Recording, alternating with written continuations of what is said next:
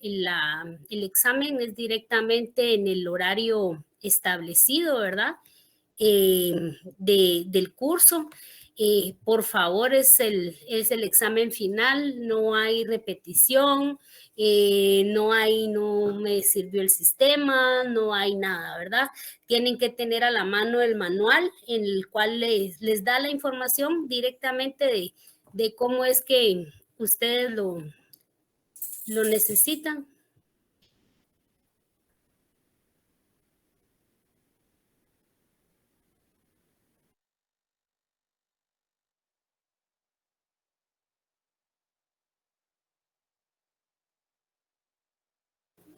Entonces, necesitamos pues ponernos ahí sí que al corriente de cuáles son esas necesidades que tiene la plataforma para poder hacer esto de la mejor manera posible.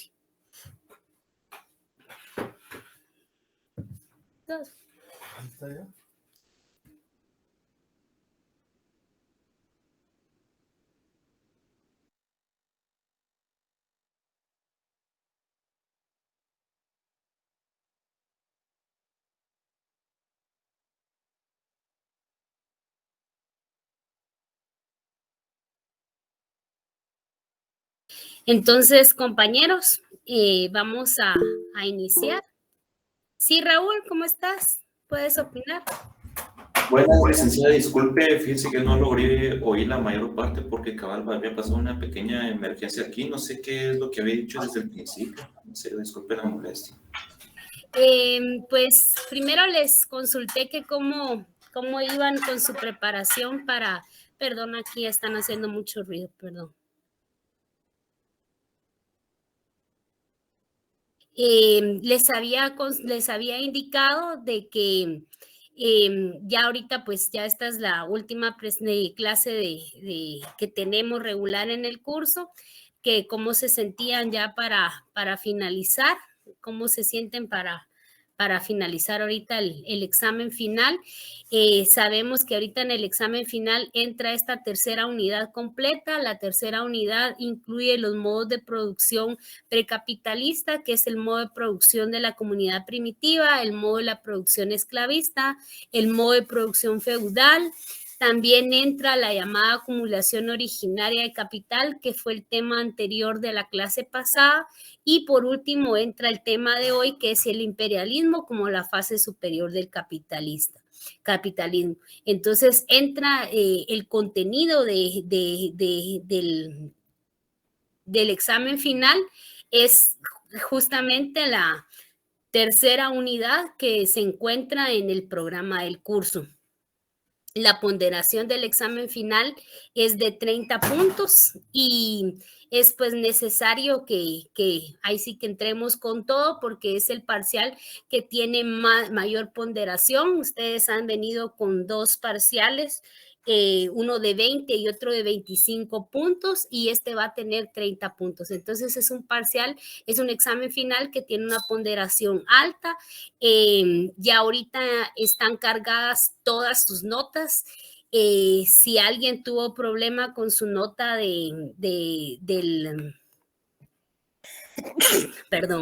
con su nota de la prueba corta, gracias, con mucho gusto me lo puede decir. Miren, compañeros, yo ya ni quiero decir porque no quiero parecer regaño, pero miren, bien triste que ni siquiera saben identificarse. Algunas personas en la parte de docente o catedrático, como les haya venido la pregunta, pusieron el nombre de ellos mismos. En el caso mío, cómo costó que me pudieran rastrear los nombres de todos. Quienes pusieron correctamente mi nombre no van a tener ningún problema, pero los que pusieron Miriam, compañeros, vamos a cerrar 6 meses. Yo me llamo Mariam, ¿verdad? No, Miriam, yo me llamo Mariam Suset Farnés Cuyún, ese es mi nombre. Mariam, como María, pero con M al final. Mariam, no Miriam. Eso me hace pensar, de verdad, las personas que ponen Miriam, lo que pienso es que nunca han entrado al curso, ¿verdad? Solamente están inscritos. Entonces, a la gente así no puedo apoyarles porque de verdad no nace, no me nace porque no hay esa reciprocidad, ni siquiera saben mi nombre. Y muchas personas no supieron identificar ni al catedrático ni ellos mismos. Una persona que en el nombre puso un número de teléfono. Esa persona obviamente no va a tener nota, no sabemos si es de Chinautla, no sabemos si es de Misco, ¿verdad? O sea, ese tipo de personas no van a tener ponderación porque no se saben identificar y no saben ni en qué sede ni qué catedrático les da. Todo esto es indispensable para que podamos tener una sana interacción, ¿verdad? Y que podamos estar de la mejor manera. Entonces, es necesario, ¿verdad? Que lo entendamos y es necesario que pues nos quede ahí sí que de experiencia para futuras ocasiones, que necesitamos sabernos identificar. Entonces, yo con todo el ánimo de apoyarles a ustedes, en especial en el curso de socio, pues he hecho muchas cosas que no acostumbro a hacer, ¿verdad? Que es dar oportunidades más allá de las que se dan en curso, porque lo ideal es que uno pues gane su curso de forma satisfactoria con las oportunidades y con las cuestiones que hay directamente en el curso regular, pero atendiendo a las múltiples necesidades de los estudiantes, pues hemos ido adaptándonos. Pero sí necesito, compañeros, que mejoren ahí sí su percepción y su participación de los cursos, no solo conmigo, sino a nivel general, ¿verdad? Ustedes no pueden terminar un semestre con alguien y no saber su nombre, no es una, pues sí que no es una, es una falta de respeto realmente, ¿verdad? Hacia mi persona, que no sepan mi nombre. Entonces es bien difícil que así me pudieran dar notas. Yo pedí que me dieran las notas de todas las personas que estuvieran como Marian, María o Miriam, ¿verdad? Y fueron más las personas que pusieron mal mi nombre que las personas que pusieron bien mi nombre.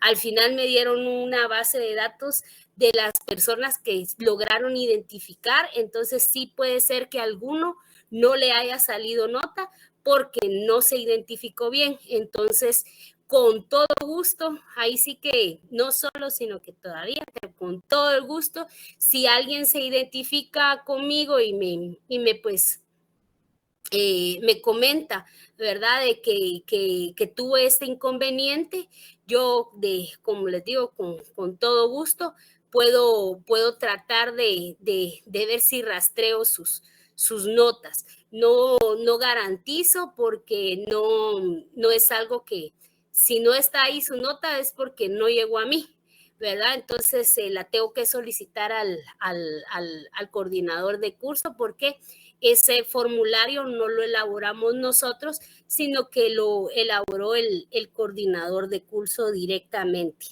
Entonces, para que ustedes lo sepan, ¿verdad? Y que tengamos como el conocimiento de cómo es que se dieron las notas y tratemos de la mejor forma posible ahí sí que en los cursos venideros de identificarnos de la mejor forma, ¿verdad? Esto es, como les digo, no es un regaño, sino es un llamado a la conciencia de ustedes como futuros profesionales, que pues vayamos desde ya poniéndonos la camiseta de profesionales, y parte de eso es sabernos identificar.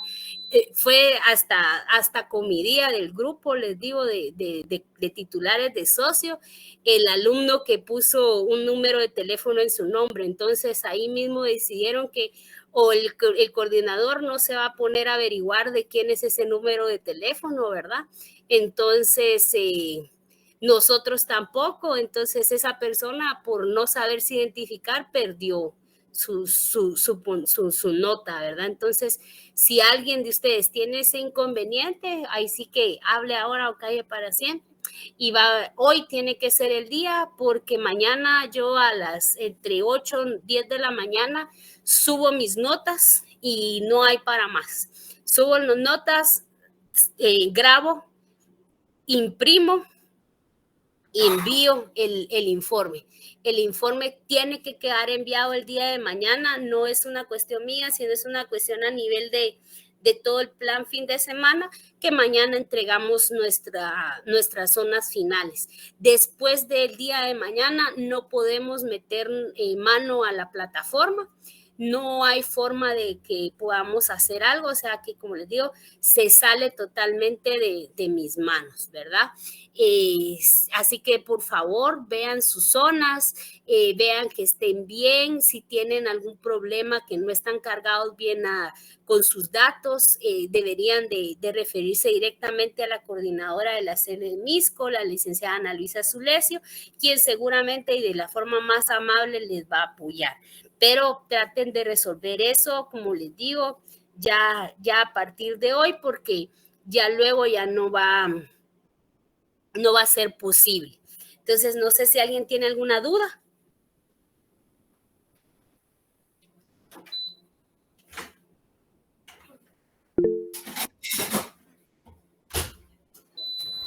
Licenciada, perdone, una consulta. Esto es referente a las actualizaciones de NOV. Ahora en el examen ponemos el número de carnet, ya no tenemos que poner nada del NOV, ¿verdad? Totalmente. A partir de la semana pasada que hicieron la actualización, ustedes en toda su vida universitaria nunca más vuelven a utilizar el NOV. Yo ni me recuerdo de mi NOV y me sé de memoria mi número de carnet. Digamos de que a ustedes, compañeros, les tocó un momento en el cual las oficinas administrativas están cerradas, entonces ha sido muy difícil por la magnitud de compañeros que somos, poderles dar la asistencia administrativa que ustedes merecen, pero nadie debería de recibir cursos con un número de NOV, ¿verdad? Su derecho como estudiante universitario sancarlista es tener un número de carnet, ¿verdad? El número de NOV es cuando uno está en el proceso de ser un estudiante sancarlista. Una vez siendo estudiante sancarlista, su derecho es utilizar el número de carnet, así que no me vuelvan a poner el número de NOV porque hasta les puedo bajar puntos, porque eso no es correcto. Ya ahorita no existe el número de NOV, únicamente su número de carnet. ¿Alguien tiene algún problema respecto a eso?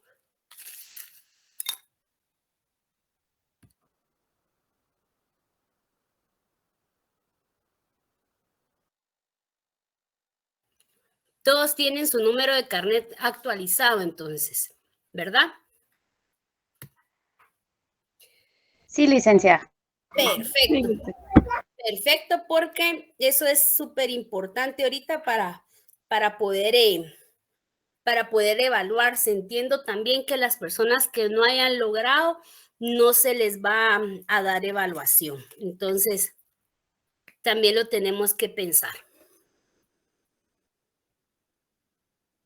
Ustedes ya no me tienen que entregar más zonas, entonces realmente sus zonas ya están subidas completamente. No deberían de variar, únicamente tengo una compañera pendiente de prueba y si hay alguien más que tiene problema pendiente de prueba, que me lo diga hoy o que calle para siempre, compañeros, porque yo mañana subo acta, cierro acta y el sistema ya no permite realizar ningún cambio. Entonces, les digo hoy en clase, ¿verdad? Que cualquier duda me la puedan hacer saber hoy, porque así yo con todo gusto, yo hoy les hago el seguimiento y mañana yo imprimo acta y ahí quedamos las zonas. Ustedes ahí ya tienen cargado toda su zona. Si se dieron cuenta, les varió la zona. A la mayoría se les subió la zona. Me basé o traté de basar lo máximo en su participación de asistencia, en los resúmenes de clase para poderles apoyar y que pues logren ganar su curso, ¿verdad?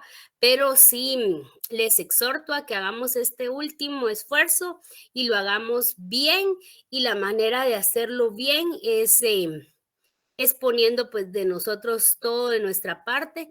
en nuestras lecturas, ¿verdad? En nuestra lectura, porque son casi como 300, 400 páginas, lo que de contenido que entra ahorita en este último parcial, así que es bien, bien extenso, ¿verdad?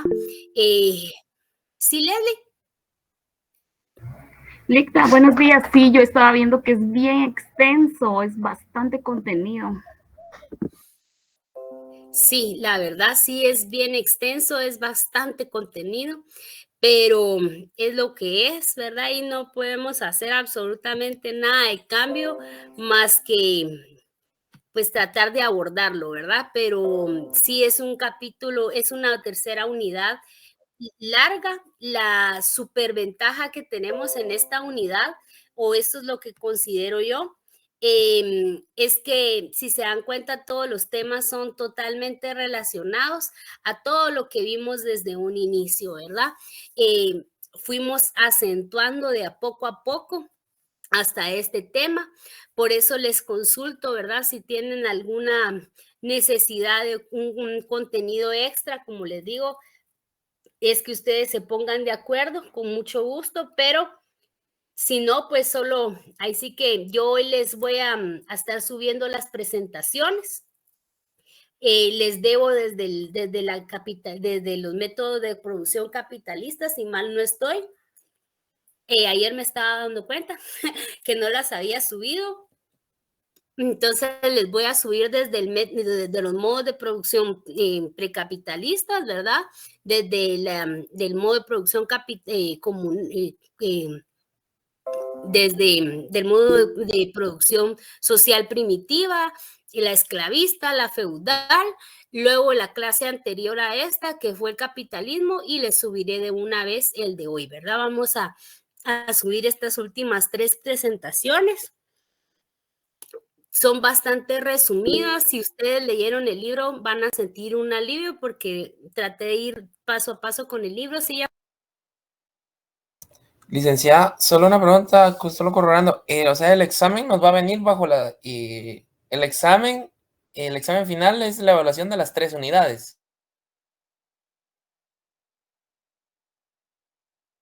El examen final entra específicamente, antes sí era así, venía todo el contenido del curso, pero ahora ya no. Eso fue algo que yo me enteré ahora que soy docente, porque en mis tiempos, en estos cursos sí te venía lo de todo, pero ahora ya no. Ahora solamente entra la tercera unidad, que si vemos el programa del curso, es la formación económica social primitiva, esclavista, feudal, capitalista y lo que vemos hoy que es el imperialismo. Esos 5 temas son los temas de evaluación del examen final. Única y exclusivamente. Es la tercera unidad del programa del curso. Eso es lo que viene en el examen final. ¿Alguien tiene alguna duda?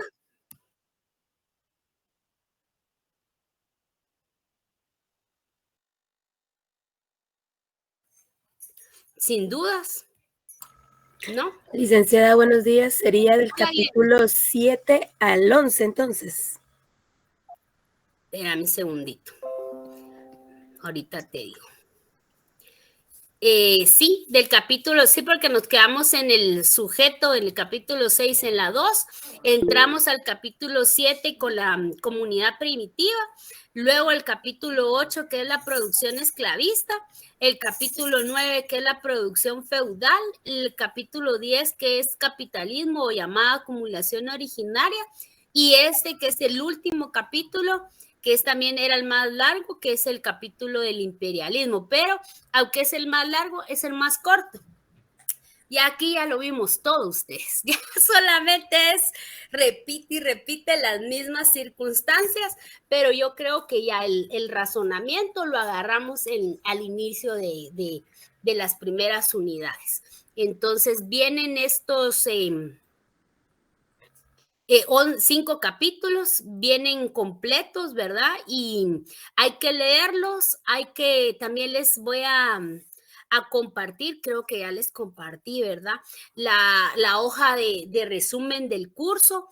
Eso pues es como muy, muy puntual aquí siento que se le echó un poquito de menos ganas que en las otras anteriores que estaban como más extensas, pero considero que les va a ayudar un montón, ¿verdad? ¿Alguna otra pregunta, duda, comentario?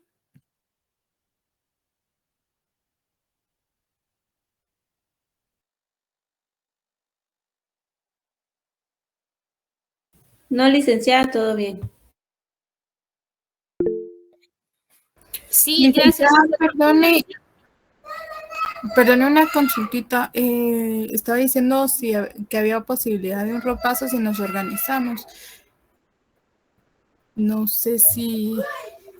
Sí, lo que pasa que tendría que ser en esta semana. Entonces, dependería de que nos organicemos hoy, ¿verdad? Para que nos organicemos en la semana. No sé si ustedes ya lo han platicado. Sí, Ligna, yo sí opino, no lo he platicado con nadie, pero a mí sí me gustaría en lo personal, ¿verdad? Y sí que creo que es para quienes, la gran mayoría me imagino que sí quieren, la verdad. Y dos, podría ser, no sé, depende también del tiempo de la licenciada, más o menos jueves o viernes, ejemplo, 8 de la noche, considerando pues los diferentes horarios de todos, pero no sé qué opinan.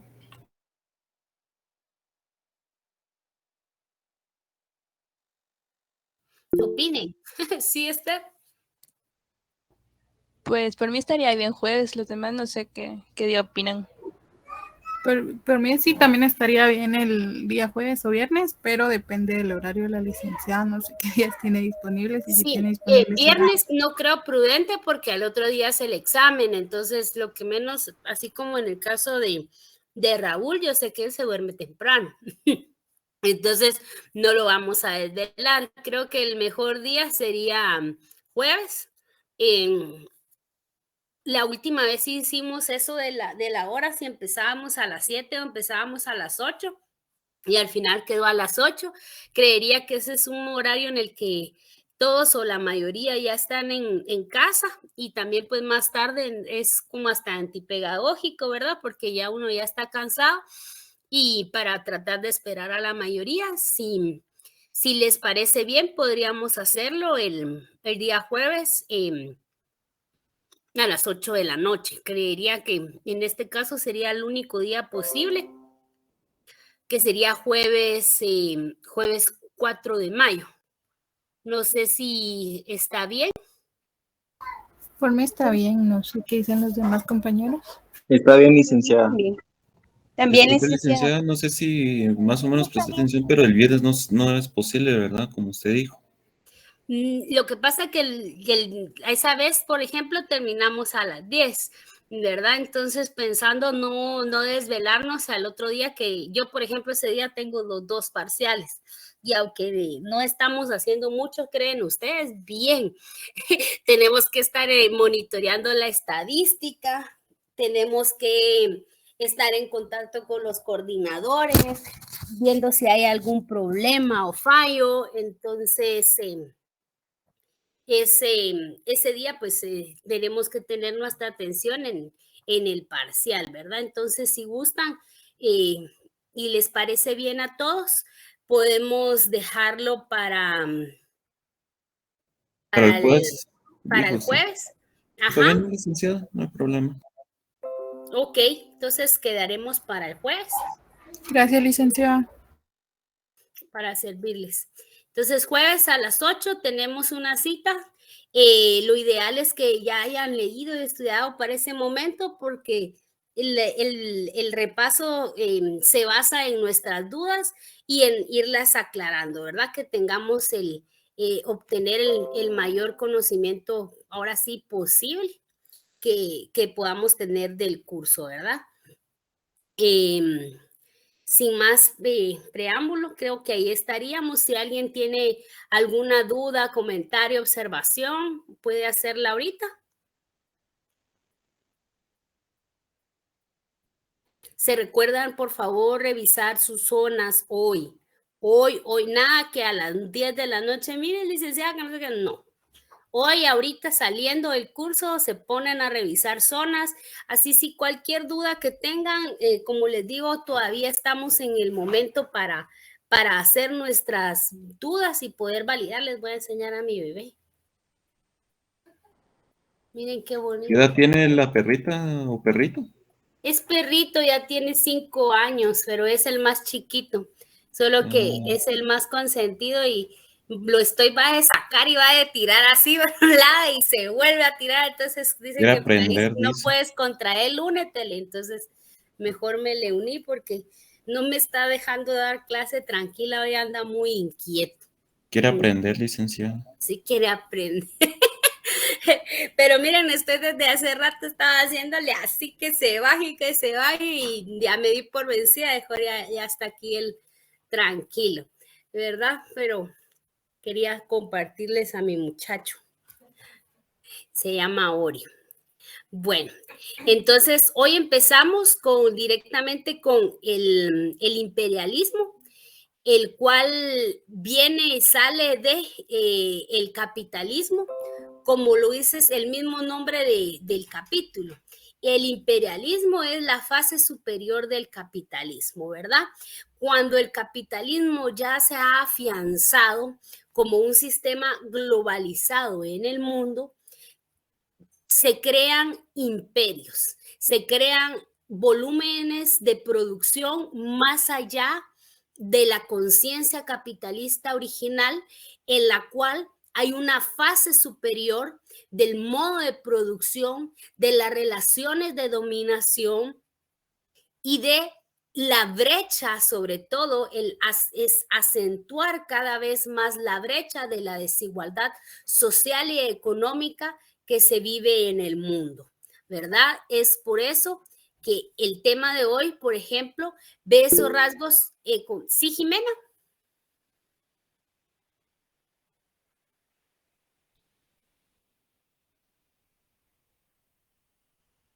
Jimena. Creo que se levantó la manita solo así. Yo dije, quiero hablar.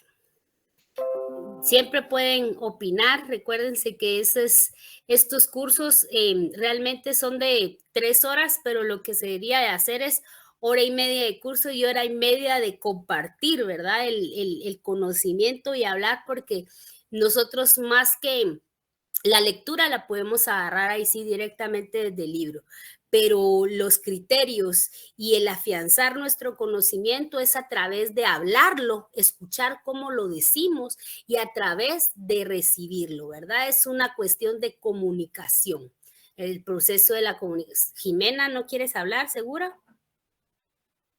¿No? Parece que sí. Bueno, los rasgos económicos fundamentales del imperialismo, dice. ¿Qué es eso que hace que el imperialismo sea un sistema económico de producción tan fuerte y que sea a nivel global? Dice que la fase monopolista del capitalismo es el imperialismo. ¿Por qué?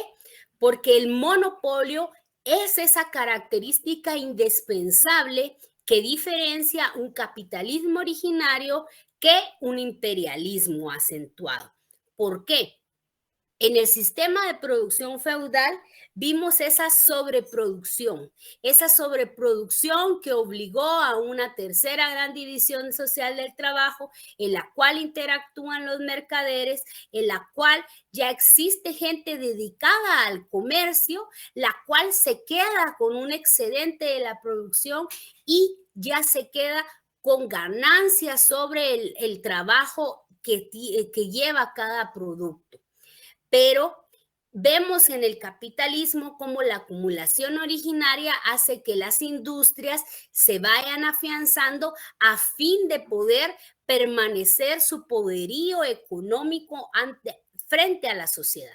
Sin embargo, ese poderío económico frente a la sociedad lo vemos reflejado también con una fase monopolista. Vemos cómo el monopolio es quien hace otra configuración económica social, ¿verdad? En el mundo. ¿Por qué? Porque elimina la competencia, elimina eso que fue algo tan importante en los indicios del capitalismo, era la libre competencia, era que muchas personas se podían dedicar a poder comercializar, trabajar sus mismos, sus mismos productos. Pero en esta fase distinta, en este imperialismo, el monopolio lo que hace es que viene y elimina la competencia y solo hace a los ricos mucho más ricos porque son los dueños de los medios de producción y los únicos que pueden venir y totalizar esa producción. Tiene su origen entonces en el régimen de producción capitalista, pero ha elevado su producción. Lenin es quien hizo que el mayor análisis del imperialismo, basándose en las obras de Marx y de Engels, en sus trabajos, el imperialismo y la escisión del socialismo, cómo ésta se transforma o debería de transformar después de un imperialismo abrazador al socialismo, porque según la teoría marxista es que cuando el sistema económico actual es insostenible porque las relaciones de producción de desigualdad provocan que las personas una inconformidad globalizada, lo que se debería de hacer es mutar a un sistema de producción diferente, a un sistema de producción más avanzado. Pero ese sistema de producción más avanzado lo que hace es que pueda venir y crearse un sistema nuevo, un sistema más humano, o eso es lo que se ha venido y pretendido. Sin embargo, el imperialismo ha buscado entre sus mismos tentáculos, porque al final es como un gran pulpo, ¿verdad? Que tiene varios tentáculos y que puede venir y tener diferentes formas de relacionamiento, ¿verdad? Entonces vemos cómo el imperialismo, lejos de convertirse a un socialismo, lo que se está volviendo es un imperialismo globalizado, un capitalismo con nuevas formas de relacionamiento entre las personas, pero con formas siempre de dominación y desigualdad económica. La esencia que es la esencia económica del imperialismo es el enriquecimiento de una clase por el trabajo no pagado de la otra, ¿verdad? Entonces, los fenómenos económicos fundamentales del paso del capitalismo premonopolista al imperialismo es la sustitución de la competencia libre por el dominio de los monopolios, ¿verdad? Ya aquí en el capitalismo lo que se buscaba era una competencia libre porque fueran las mismas pequeña burguesía la que se rebeló a la monarquía con tal de poder comercializar sus productos y poder votar entonces esa monarquía absoluta que existía en ese momento. Entonces, la libre competencia tomó su auge porque todas las personas querían y en ese momento podían, los que podían, tenían medios de producción, poder comercializar. Pero en el monopolismo, en este imperialismo, pasa totalmente lo contrario, porque acá no es una persona individual que tiene tierra la que puede producir, sino que tiene que venir y producir y venderle al que el único que puede comercializar, porque eso es el monopolio. ¿Alguien que me pueda dar un ejemplo de monopolio? Me gustaría conocer.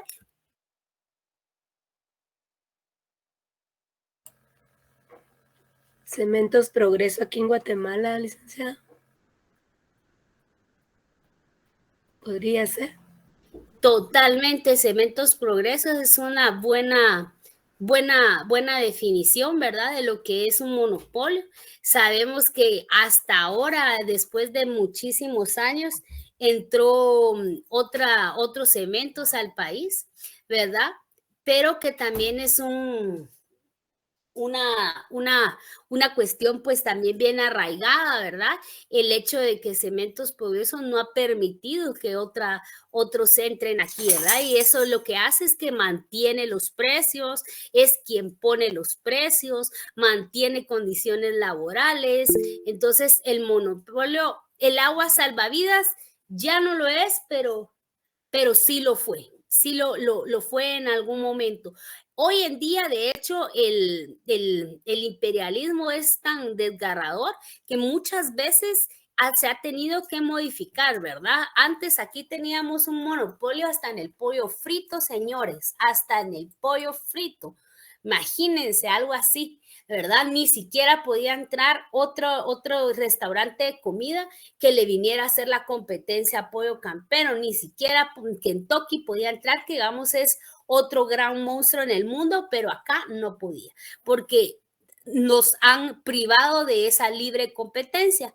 Pero hoy hay muchos ya no monopolios, sino oligopolios, que lo cual quiere decir que siempre son unos pocos, como en el caso del agua pura, que no es como que sea un montón, pero son pocos. Aunque también se ha venido a modificar. Hoy en día hay muchísimas purificadores de agua a partir de este boom del ozono, ¿verdad? Que los filtros de ozono.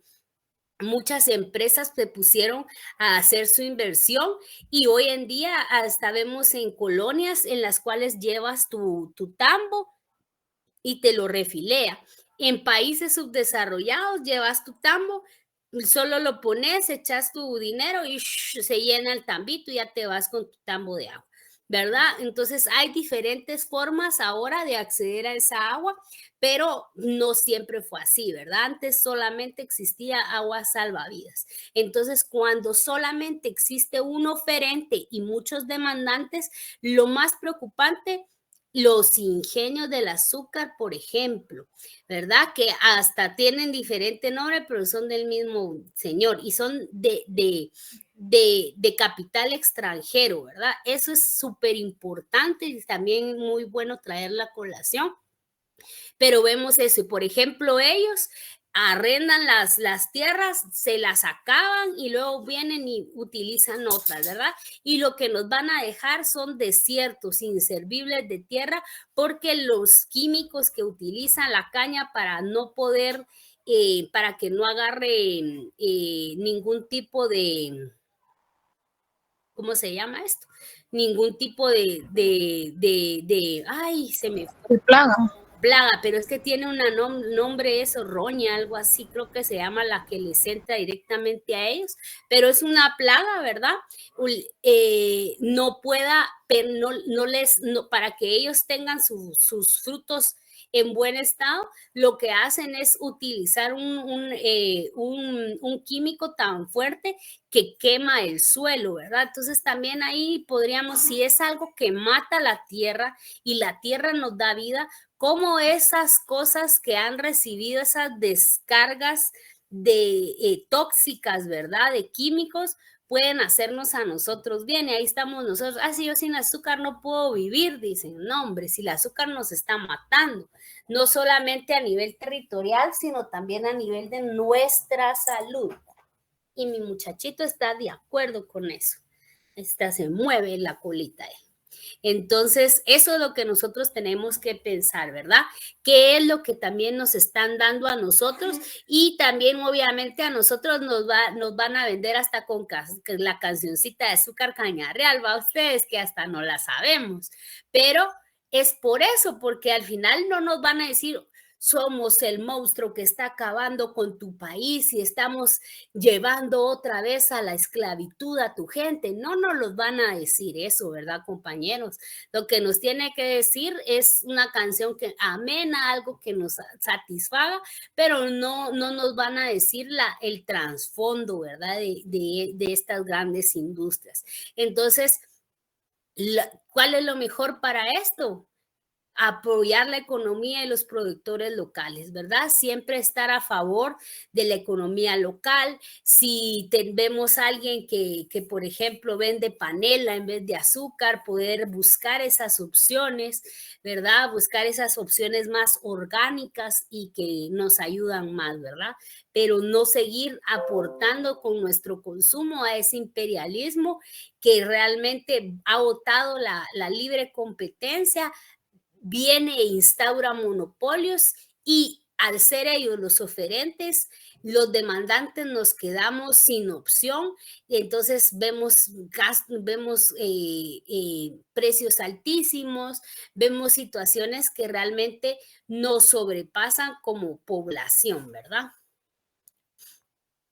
La definición leninista completa de la esencia económica del imperialismo contiene 5 rasgos principales, ¿verdad? Estos rasgos principales son, número 1, la concentración de la producción y del capital hasta un grado tan alto que ha creado monopolios, los cuales desempeñan el papel decisivo en la vida económica, ¿verdad? Entendemos entonces que la producción y el capital es lo que crea los monopolios. A mayor producción, mayor capital, porque el excedente de la producción nunca queda en manos de quien lo produce, sino en manos del dueño del medio de producción. Al ser esto, le da mayor plusvalía y la plusvalía a su vez crea capital. El capital, entonces, lo que hace es afianzar los monopolios y estos desempeñan no solamente un papel decisivo en la vida económica, sino realmente determinante, porque al ser un solo oferente siempre va a haber desigualdad para los demandantes, ¿verdad? Entonces, esa concentración de producción también, o sea, es importante nosotros poder crear ahí como un balance, ¿verdad? Y no siempre venir y comprarle a los mismos porque no son nuestros hábitos de consumo los que afianzan esta desigualdad. Número 2 es la función del capital bancario con el industrial y creación, a base de ello, del capital financiero de la oligarquía financiera, ¿verdad? Sabemos que los bancos, las aseguradoras son una oligarquía financiera a la cual nosotros hemos hecho ricos e importantes. Decía alguien que si tú quieres que si tú tienes un dinero y quieres que ese dinero pues esté ahí, ve y mételo al banco, pero si tú quieres que ese dinero crezca, ve e inviértelo, ¿verdad? ¿Por qué? Porque cuando nosotros metemos un dinero al banco, si tenemos una cantidad, por ejemplo, de unos 100,000 quetzales, lo más que nos va a dar un banco son 1,200, una cosa así al mes, ¿verdad? Como capital. Pero a eso ellos le ganan muchísimo más. Si nosotros lo venimos y lo metemos en una empresa de inversiones, vamos a ganar de esos 100,000, vamos a ganar 10,000 al mes. Va, pero ese es un arma de doble filo porque las aseguradoras porque las inversiones en este país no son seguras y no tienen la misma capacidad, ¿verdad? Entonces, vemos que el dinero en el tiempo nunca se va a valorar más, sino a devaluar. 100 quetzales hace 10 años no son lo mismo que hoy. 100 quetzales en el banco van a seguir esos 100 quetzales, pero usted jamás va a ver un beneficio de eso. La mejor decisión financiera no es guardar tu dinero en un banco. Esa es la peor decisión financiera, es la más conservadora y es la que más hemos aprendido, pero esa es la que hay que desaprender. ¿Por qué hemos aprendido y por qué nos han enseñado que el dinero hay que meterlos a los bancos? Porque estos mismos bancos, al tener este poder popular y económico y político, nos han hecho creer por medio de toda la supraestructura que lo mejor que podemos hacer es guardar nuestro dinero. Mi abuelo, que en paz descanse, guardaba su dinero en costales y llegó a tener mucho más dinero que el que yo voy a tener en toda mi vida.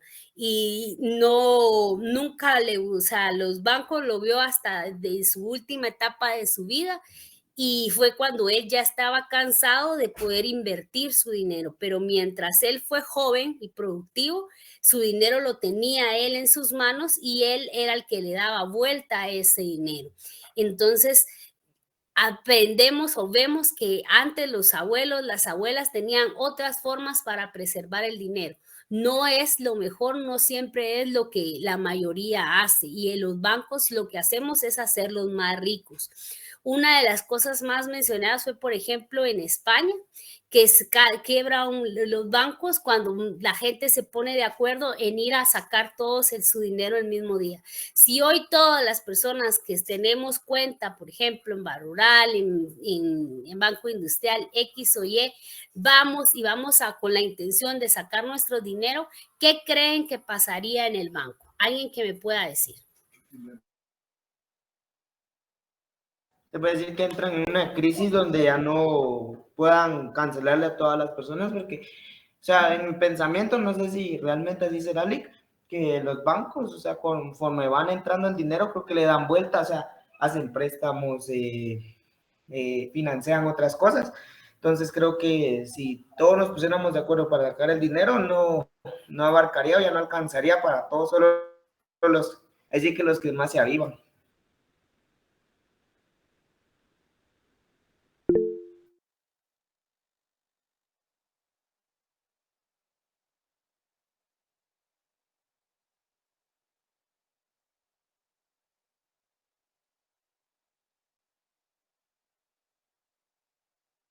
Perdón, Wagner, te perdí. Quería minimizar y cerré. Lo siento. ¿Qué me decías? No, que estaba comentando que si todos nos pusiéramos de acuerdo, es como que el dinero del banco no va a alcanzar para todas las personas, porque ellos, digamos, tengo entendido que ellos le dan vuelta al dinero que entra de nuestros, ¿cómo se llama? De nuestros ingresos, ellos le dan vuelta, como que hacen financiamiento y se van enriqueciendo más, pero a la hora de que todos nos pongamos de acuerdo, no creo que alcance. Solo los más vivos se puede decir que puedan retirar su dinero, o no sé. Sí, no, de hecho no alcanzaría, ¿verdad? Eso ha pasado. Gracias, Emil, es hermoso. Pero justamente eso es lo que ha pasado en varias ocasiones, de que cuando les toca que pagar, quiebran y aguantar. Ellos sí tienen derecho a quebrar. Una vez quiebren, ya no están obligados a pagar. Una vez puedan demostrar que quebraron, no están obligados a pagar. Pero todo el dinero que hacen en el transcurso, en este enriquecimiento que ellos hacen, se les queda y lo hacen de diferentes formas. Los bancos prestan, o sea, nosotros tenemos nuestro dinero en el banco, luego nos prestan y nos comen el interés, ¿verdad? Por eso es mucho mejor las cooperativas en todo caso, porque no hay un enriquecimiento ilícito, sino que tú das un dinero y de ese dinero que la otra gente da, te prestan a ti. Entonces todos, digamos, hay una relación equitativa, pero no es una relación equitativa lo que pasa en los gobiernos, directamente los bancos. ¿Sí, Emerson? Buenos días, licenciada. Fíjese que acaba tocando ese tema de la quiebra de bancos y de lo de retirar dinero. Fíjese que con respecto a la quiebra de los bancos, cuando quebró Bancafé. Ah, perfecto. Sí, fíjese que uno de mis abuelos, que en paz descanse, tenía, bueno, demasiado dinero ahí. Cuando quebró le dijeron que no, que incluso fueron hasta juzgados, hubo demanda y todo así. Luego del tiempo, pasó demasiado tiempo y nunca resolvían nada. Al poco tiempo que él falleció, habían dicho que le iban a dar una parte, pero una mínima parte. Lo que, bueno, él tenía su cuenta no recuerdo si eran dólares o euros, pero tenía demasiado y le dijeron que solo le iban a dar 10,000. Entonces, yo creo que más por eso aceleró el fallecimiento de mi abuelo, porque él trabajó demasiado tiempo y no le dijeron que no le iban a dar nada. Eso, y hace no más de un año que una de mis hermanas le dieron una cantidad grande por sueldos caídos en una institución pública, se lo depositaron al Banrural. Cuando ella quiso retirar la totalidad, le dijeron que no podía, por políticas del banco, que solo podía sacar exagerando un 40%, que el resto no, que tenía que quedar y así, y mi hermana dijo que no, y inclusive ella dijo que si no se lo daban, los iba a demandar por no darle el dinero, y pasó como 2 meses y se lo dieron, y ella se lo fue a dar a una cooperativa. Entonces ella fue a una cooperativa a dejar el dinero, inclusive ahí en la cooperativa le dijeron que cada mes iba a recibir un porcentaje de intereses que era mucho más elevado que un banco normal ofrece, y que tenía opción de préstamo del doble por ciento de lo que ella había depositado. Entonces, considero que bueno, al fin de cuentas, si uno quiere ahorrar por su propia cuenta, es decir, como usualmente decimos debajo del colchón, está bien, pero cuando uno ya junta una gran cantidad y lo quiere ir a depositar a una entidad financiera, le ponen peros, porque le dicen que de dónde sacó tanto dinero, que lo comienzan a investigar, que fue otro tema también a uno de mis familiares, y entonces es demasiado complicado ya tener un monto alto, irlo a depositar a una entidad financiera. Entonces lo ideal, como igual lo mencionaba usted y lo mencionaban mis abuelos, era mantenerlo. Bueno, uno de mis abuelos particularmente lo enterraba.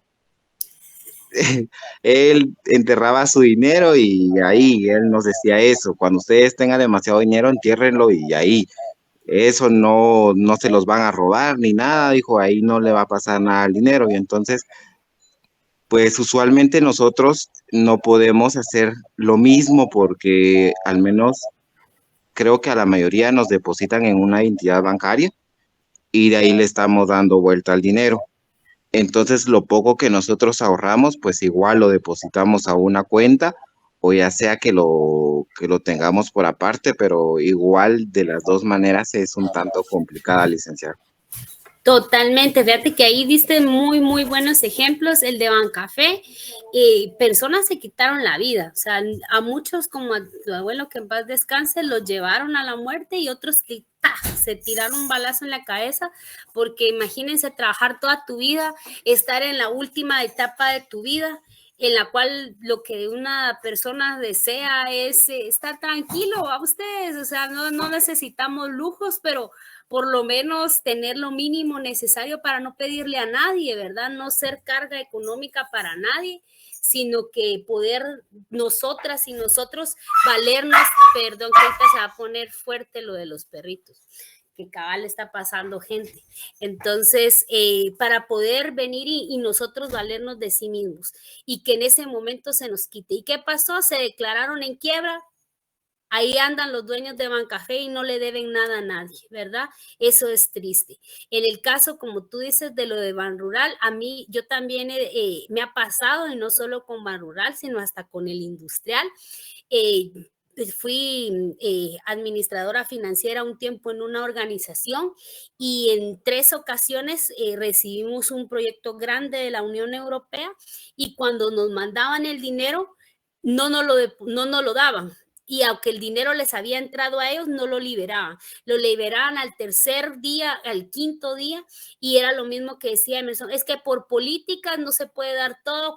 ¿Cuáles son las políticas? Políticas que ellos están jugando en la bolsa de valores con ese dinero, ¿verdad? Ellos están haciendo ricos con ese dinero, porque un minuto para ellos el dinero no es lo mismo que en nuestras manos. El dinero en nuestras manos se queda pausado, estático, pero el dinero en sus manos crece, se incrementa, se vuelve otro capital. Entonces es totalmente distinto, y vemos, sí, Estuardo.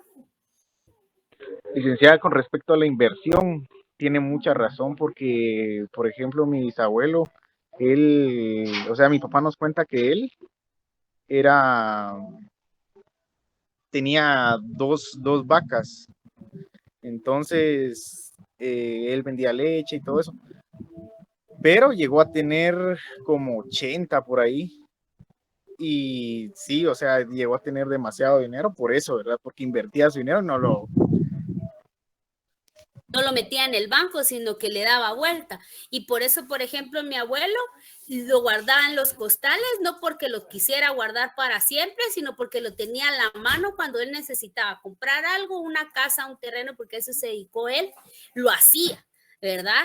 Y así le daba vuelta el dinero. Entonces, tenían otro concepto de los bancos, vieron varias entidades, no solo esta Bancafé, sino anterior a esta hubo una financiadora que hoy sí se me fueron los nombres ustedes.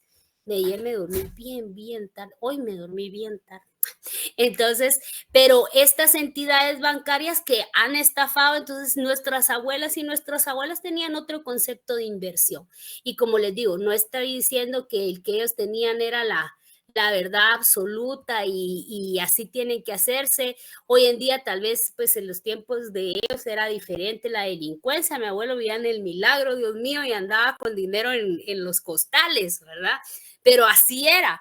Hoy en día tal vez ya eso ya no se dé, pero vamos a eso, pues de que los bancos no es la mejor decisión y los bancos pueden estar ahí, pero lo ideal del dinero es que sirva para la inversión. Si ustedes quieren ser personas exitosas, inviertan, no le den su vida y su dinero a los bancos, esa nunca será la mejor.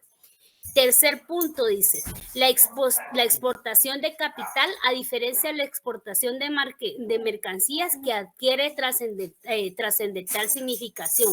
Esa exportación de capital es lo que hace que aunque el dinero, por ejemplo, se haga y se construya acá en el país, muchas veces no se queda en el país. ¿Por qué? Porque gana más plusvalía en otro país. Entonces, esa es la exportación del capital, lo cual tampoco nos ayuda, porque lo ideal es que podamos invertir en el país que estemos para poder mejorar estas condiciones, que era también lo que hacían las abuelas y los abuelos, siempre el apoyo local.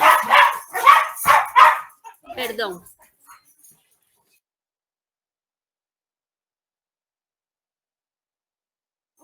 Perdón, es que aquí sí la jauría de perros ustedes. Sí, licenciada, fíjese que ahorita como su perrita ladró, mi perrita pensó que había un chucho afuera y empezó a ladrar ahorita. Es que yo tengo 5 perros, entonces a diferencia sí, Emilce, tengo 5 perros. Miren ustedes, ahí sí que una cosa lleva a la otra y la otra a la otra. Yo hace unos años tenía 2 y de repente se me hizo grande la manada y eso sí, ahora yo miro un perro en la calle y de verdad ustedes miro para el cielo, porque ya no puedo permitir que ningún perro se gane mi corazón, porque así me llené de perros ustedes y ahora pues, si no comen ellos o como yo, ya ni uno más en la familia, pero cuando están trabajando aquí el jardín o algo así, se ponen bien locos ustedes y ahí, por eso nunca dejo que vengan los sábados a ver lo del jardín, pero hoy me dijeron de que no podían venir domingo, entonces por eso me van a disculpar. Pero ya ellos después ya se quedan más tranquilos. Pues sí, les decía, entonces, punto número 4, la construcción de asociaciones monopolistas internacionales de capitales, como lo es los consorcios de los bancos, los cuales tienen múltiples formas de poder seguir produciendo capital y que son asociaciones monopolistas, ¿verdad? Que entre ellos mismos hacen su cadena de distribución. Entonces, ellos hacen todo, ellos son aseguradora, ellos son banco, ellos son todo lo que se necesita, ¿verdad? En este mundo financiero. La consumación del reparto territorial del mundo por las mayores potencias mundiales, potencias capitalistas, esto es lo que termina de afianzar el imperialismo. Cuando se terminan de repartir el pastel, ¿va? Ustedes cuando el pastel ya fue repartido en todos los pedazos, ya no hay nada pastel que podamos seguir repartiendo, entonces cuando ya no hay pastel que sigamos repartiendo, se afianza o se termina de afianzar en ese momento el imperialismo.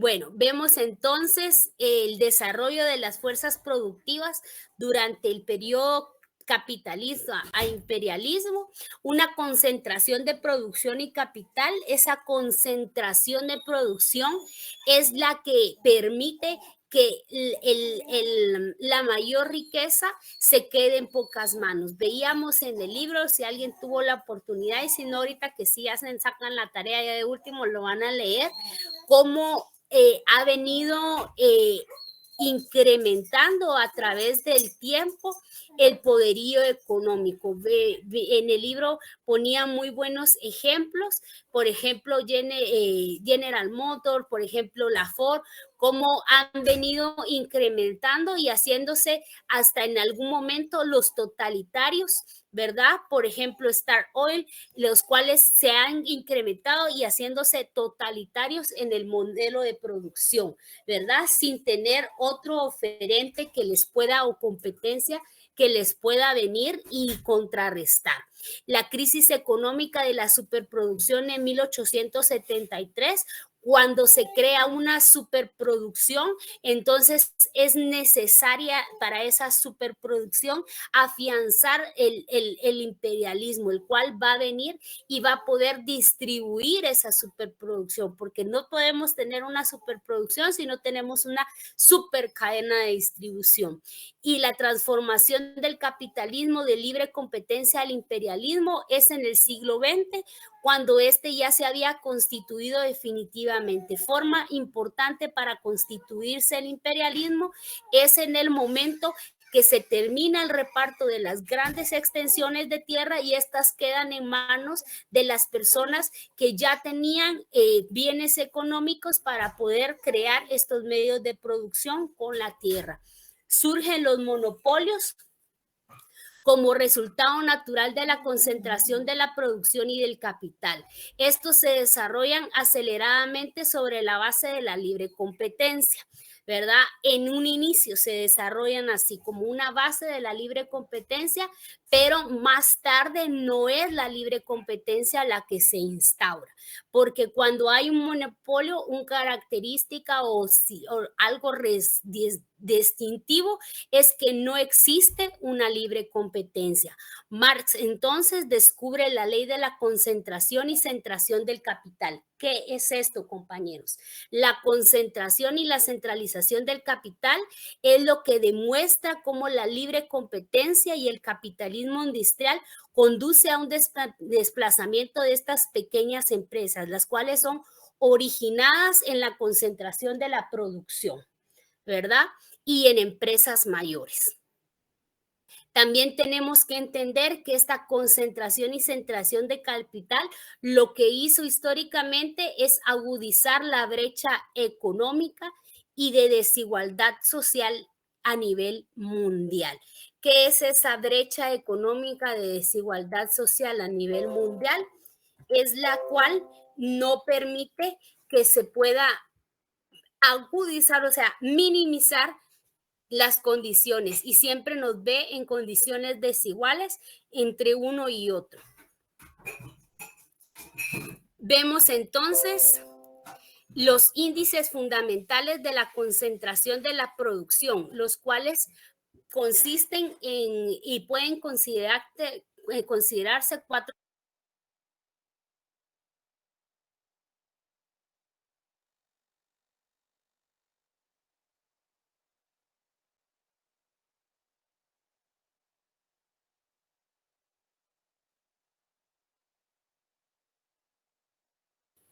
Ya se calmaron las bestias ustedes.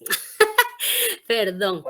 Número 1, dice, el número de obreros ocupados de las grandes empresas en la producción es el número total de obreros ocupados en la industria de un país, ¿verdad? Eso es parte fundamental para que esto pueda considerarse y construirse, ¿verdad?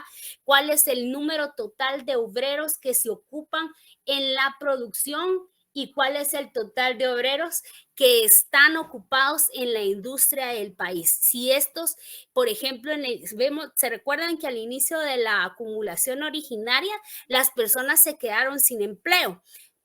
¿Por qué? Porque no existía una producción eficiente que pudiera tomar toda esa mano de obra que se estaba quedando, que estaba saliendo del campo.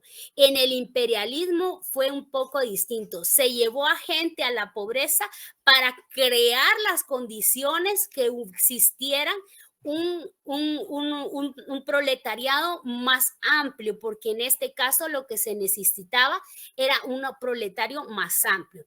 Número 2, el número de obreros ocupados en las grandes empresas y en la proporción del número total de obreros ocupados. Ay, perdón, ahí la repetí, fíjense, pero vamos a tratar. No, es que ahorita aquí que encuentre esa parte. No. Les debo la número 2, se las corrijo ahorita que haga que le suba la presentación porque... No, bien, ya la encontré. Sí, la número 1 fue la que puse errónea. La número 1 son las grandes empresas dentro del total de empresas de un país. Entonces, es como la inversa de los obreros. En esta número 1, lo que hace es cuántas empresas hay en un país. Estas son las empresas que conforman la industria, ¿verdad? Ahí lo que tratamos de ver es el número y la magnitud de la industria. En la número 2, tratamos de entender cuántas personas están ocupadas en esta industria, cuántas personas sí logran conseguir trabajo en la industria. Número 3, vemos la parte que corresponde a las grandes empresas en total de la producción industrial, ¿verdad? Vemos esas empresas, las cuales sí forman parte de la producción industrial, las cuales vienen y dictan ciertos intereses en común, porque esa es la industria, ¿verdad? Poderse afianzar y hacer un consorcio entre ellas, lo cual es mejore sus condiciones, ahí sí que entre unas y otras. La parte potencial de la producción concentrada de las grandes empresas respecto al potencial del país también, ¿verdad? Vemos ahí cómo es importante, ¿verdad? Que la producción del país pueda venir y ser concentrada en las empresas, y esto es lo que dificulta que las pequeñas empresas o la libre competencia se pueda dar. Con estos 4 factores, lo que podemos entender es que mediante esta centralización de capital es que se aumenta la desigualdad de las pequeñas personas, ¿verdad? Porque, por ejemplo, en el caso particular de nuestro país, Guatemala, lo que podemos entender o lo que podemos divisar es que no todas las personas tenemos la igualdad de condiciones. No todas las personas tienen como la misma capacidad adquisitiva, no todas las personas pueden venir y obtener los mismos beneficios. Y muchas veces, por ejemplo, en el caso nuestro, cada vez es mucho más importante y tiene mucho más auge el tema del emprendedurismo, ¿verdad? O sea, el ser emprendedor, ¿verdad? Antes eso era algo como bien abstracto, pero hoy en día es algo común que alguien te hable de que tiene un emprendimiento, ¿verdad? ¿Por qué? Porque la situación del país no te permite a veces asalariarte, o sea, el salario está tan bajo, ustedes, que una persona que puede aspirar a un salario mínimo, un salario en un rango menor a 6,000 quetzales, muchas veces lo que mejor puede hacer y la mejor decisión que puede hacer es emprender. ¿Por qué? Porque al emprender puede ser dueño de su propio presupuesto, pero cuando uno trabaja de forma asalariada sabiendo que vas a ganar el sueldo mínimo, o sea, de entrada sabes que la vas a pasar y la vas a pasar mal. Entonces, hoy en día es casi obligatorio entrarle al emprendedurismo, ¿verdad? Es una... Además, no sé, a ustedes les ha pasado, pero hoy en día es más común que personas que tienen un trabajo también sean emprendedores. No sé si alguien me puede dar algún ejemplo. O sea, emprendedores, ¿en qué sentido, licenciado? ¿Se tienen ya un trabajo y que se ponen un negocio? Por ejemplo, en la colonia en la que yo vivo. Ya entendí. Ajá. mucha gente tiene su trabajo fijo, pero también tiene un emprendimiento. ¿Y por qué? Porque los salarios... Para tener otra fuente de ingresos. Totalmente. Ya le entendí. Sí, Adriana. Licenciada, no sé si esto aplique. Yo conozco unas personas que trabajan en oficina, pero tienen un estilo de vida saludable y ¿cómo se realizan deporte? Esta chica hacía recetas saludables, postres saludables y todo, y los dio a probar, le fue bien, puso su emprendimiento online y a todos los de la comunidad, y ahora creo que ya tiene una página en Instagram, en Facebook, creo yo, y la llamaron a distintos gimnasios a poner ya su stand de una vez. No sé si esto aplique, pero ella siempre sí o sí tiene su fuente de ingresos fijos y el adicional es su emprendimiento. Claro, porque ahora pues lo que pasa es eso, ¿verdad? Yo también tengo un negocio aparte del trabajo, de los 2 trabajos que tengo, pero es que ya la necesidad es así, o sea, sabes que si solamente estamos esperando nuestro salario, nunca vamos a poder cubrir las necesidades que tenemos, porque nosotros somos seres llenos de necesidades, ¿verdad? Y parte de eso es que nos toca emprender, ¿verdad? Pero vemos cómo el imperialismo también nos obliga a eso. Sí, Emilce.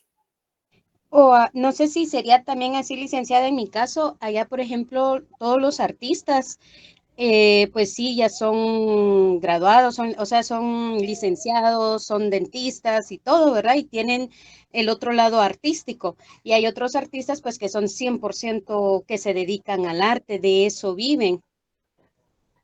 Sí, sí, sí. De hecho, una de mis mejores amigas es psicóloga y es artista de teatro, ¿verdad? O sea, es las 2 cosas, ¿verdad? Y eso te toca muchas veces porque también el campo del arte es un campo muy, muy cerrado, es un círculo muy cerrado, no cualquiera entra ahí. Entonces, muchas veces se necesita de tener una profesión la cual te permita poder ahora sí que subsidiarte el gusto por el arte, ¿verdad?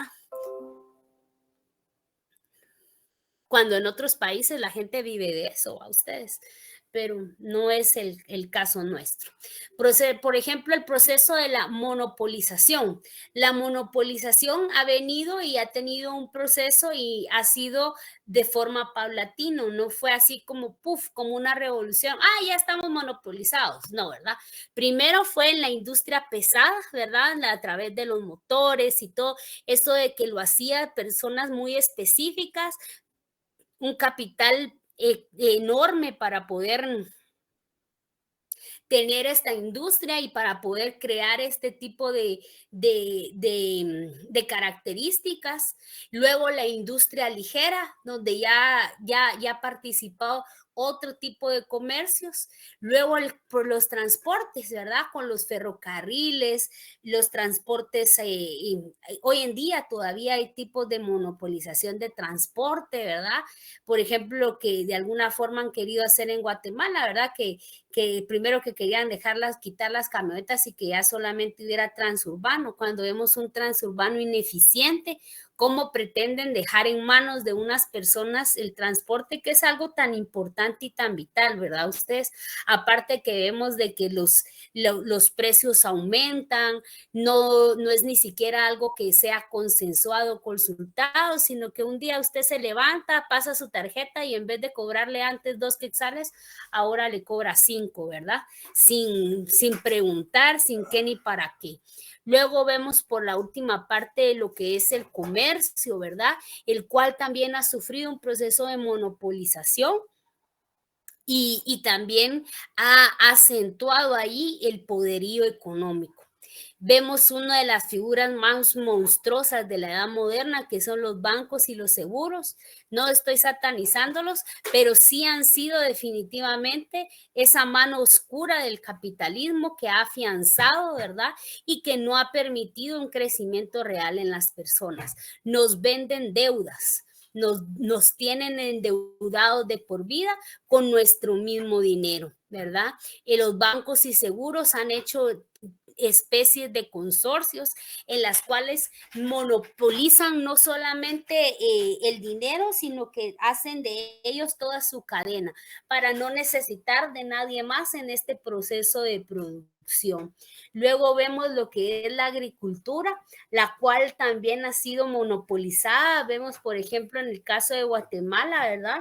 El CACIF, que es un sindicato, ¿verdad? El cual es una asociación de pues, agricultores, ¿verdad? Pero de terratenientes. Vemos cómo se han afianzado y se han agrupado para poder y mantener las condiciones que les benefician a ellos, ¿verdad? Con subsidios de parte del gobierno y también con paraísos fiscales, sobre todo eso. Vemos aquí en Guatemala un paraíso fiscal para ellos, ¿verdad? En donde, como les digo, por ejemplo, específicamente en Guatemala, la mayor carga fiscal la tiene el pueblo trabajador, no ellos, ¿verdad? Actualmente, lo que vivimos en la actualidad ha sido mucho más allá. Ya no solamente es una industria, 2 o 3, sino que hemos visto todo tipo de producción, tanto material como no material. En eso incluye también la parte de los servicios, la cual anteriormente a esto sí no existía tanto el monopolio, pero luego lo hemos visto. Por ejemplo, en el caso específico de Guatemala, vivimos monopolios de servicio y luego vimos cómo estos fueron descentralizados, ¿verdad? Cómo fueron cambiados y vendidos, y hoy vemos otro tipo de producción. Pero esa producción material y no material ha venido y se ha mutado hasta el punto en el cual nos encontramos el día de hoy. Vemos entonces también los monopolios, los cuales se reúnen bajo su dominio una buena parte de la producción. Cada monopolio pertenece a un gran capitalista y a una gran asociación de capitalistas y permite limitar la producción y establecer los precios altos y precios de monopolio. ¿Alguien que me pueda dar ejemplo de cómo se domina este pensamiento y sobre todo estos precios a nivel de monopolio o a nivel de grandes industrias y empresas?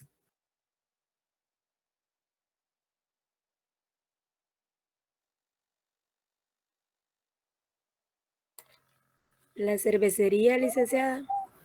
A ver, cuéntame lo que precisamente pasa, que no puede entrar una con un precio más alto ni más bajo, que eso es un fenómeno a ustedes. Ellos pertenecen a una de las familias más poderosas acá en Guatemala y manejan lo que es la producción de cerveza, y obviamente no les conviene que entre otra de bajo precio.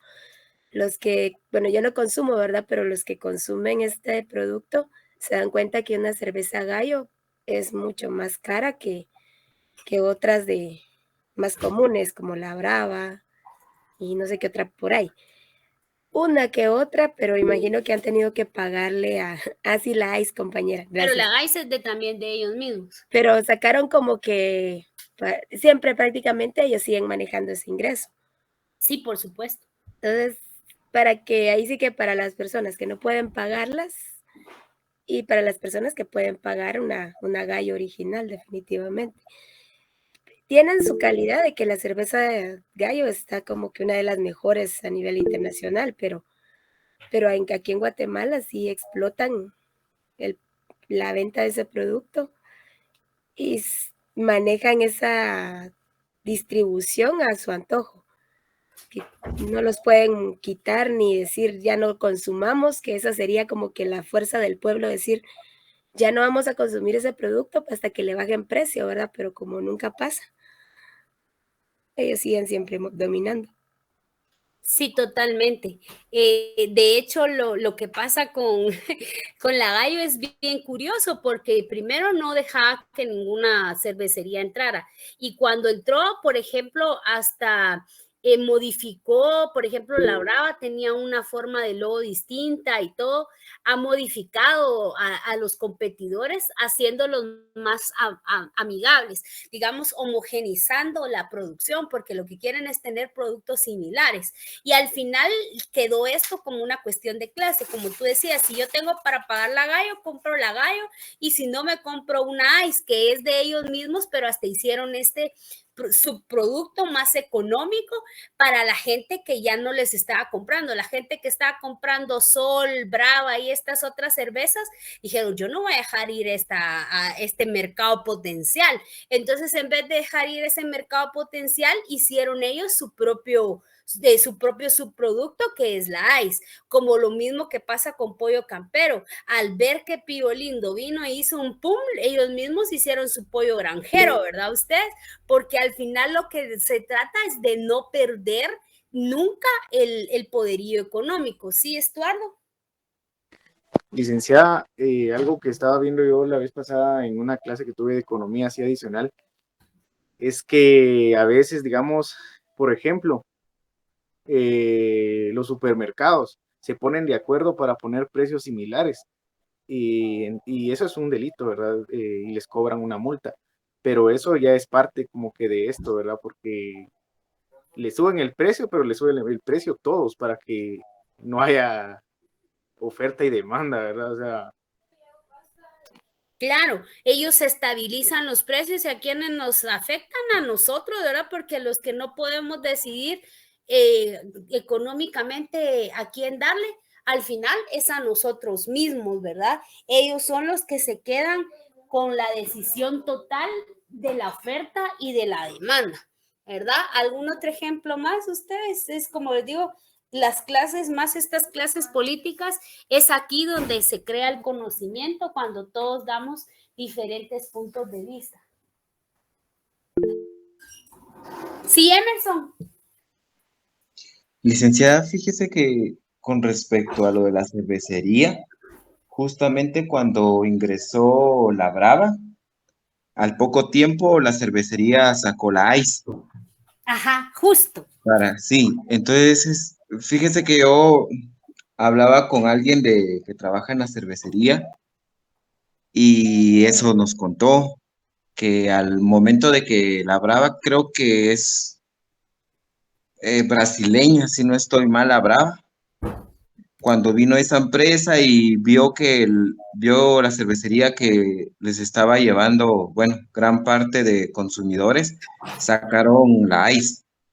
Luego de la Ice, han seguido, bueno, ellos han sacado demasiadas bebidas de menor categoría a un mejor precio. Y eso lo hacen con tal de no perder a tanta gente. Lo mismo hizo Cementos Progresos cuando entró, no recuerdo el otro nombre de la cementera. Cuando ingresó la nueva cementera aquí a Guatemala, Cementos Progresos disminuyó el costo.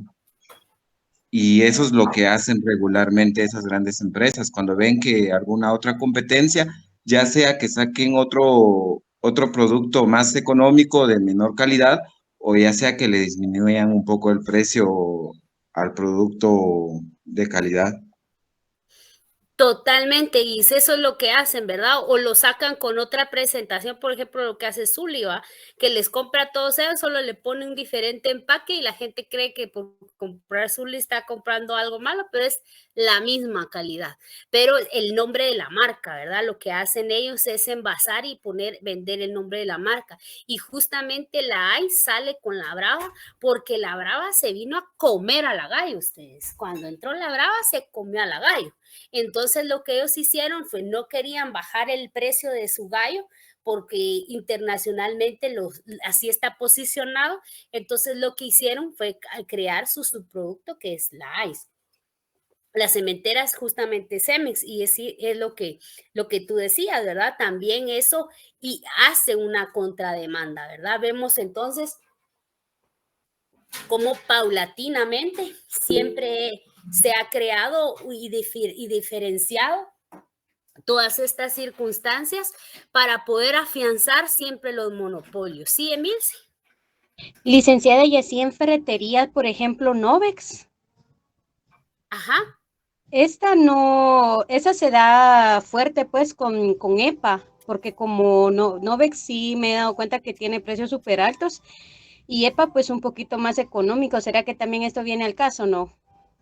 No son monopolios, pues si te das cuenta, ferretería hay muchísimas más, pero lo que son ellas son industrias fuertes dentro de su propia industria, son mercados fuertes.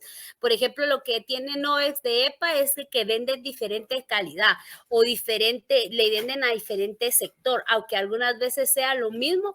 EPA vamos todos y a Novex va ciertas clases sociales. Date cuenta, incluso EPA hay en más sectores populares, en cambio en Novex hay pues, en puntos estratégicos donde va gente que puede adquirir y tiene ese poder adquisitivo, ¿verdad? Gracias, licenciada. Para servirte.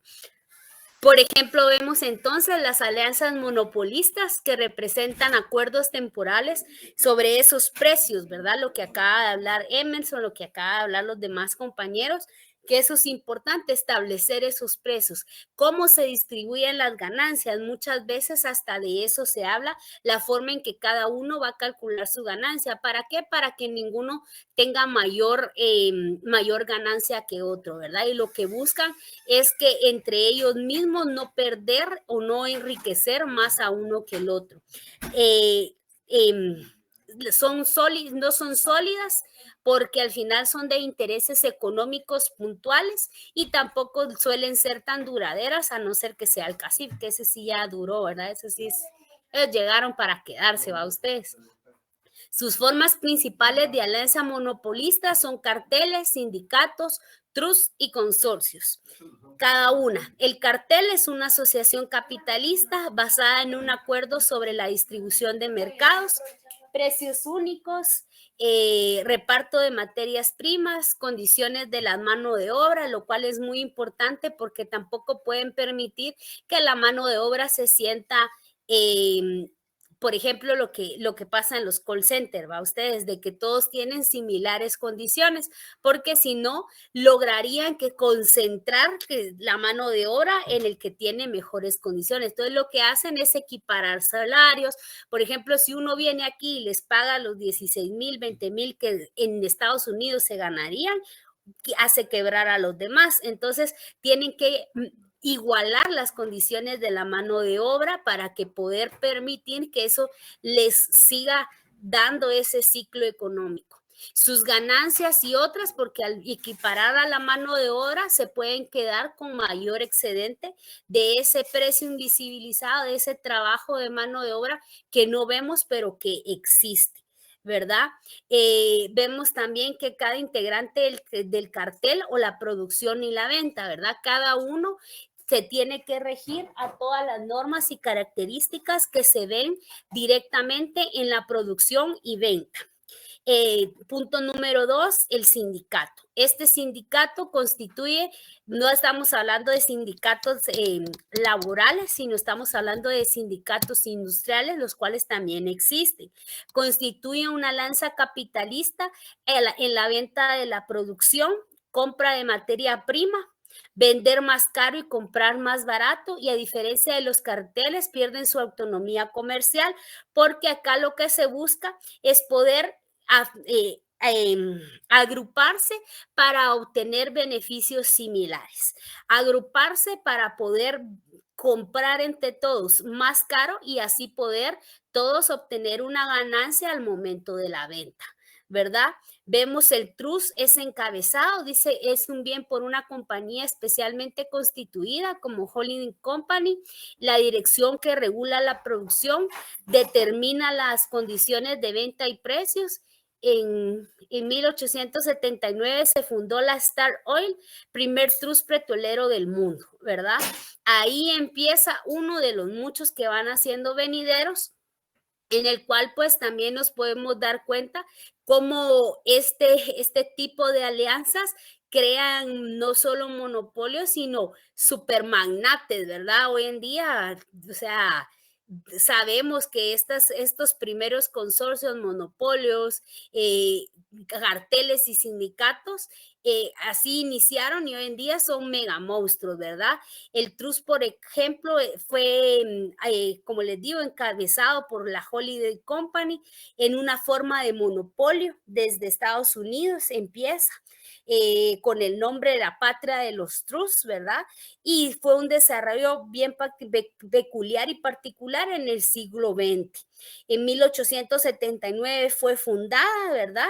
Y también, por ejemplo, en Guatemala, en 1930, algo así, comienza el boom hasta muchísimos años después de lo que sería la United Fruit Company, lo cual también es parte de estos consorcios Trust, los cuales fueron alianzas monopolistas que formaban parte en la política, ¿verdad? No solamente porque sabemos que a través de la política es que se regula, se reglamenta y se puede llegar a tener el dominio económico.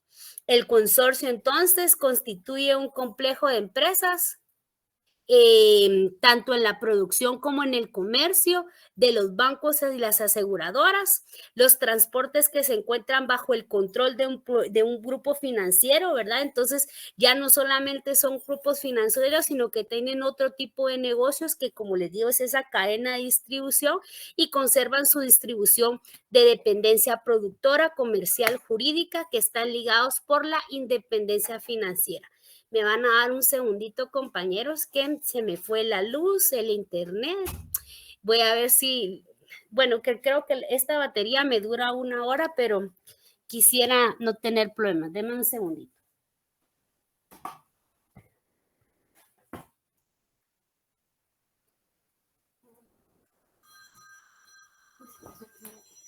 Si quieren, se dan su medio descanso de unos 5 minutitos, por favor.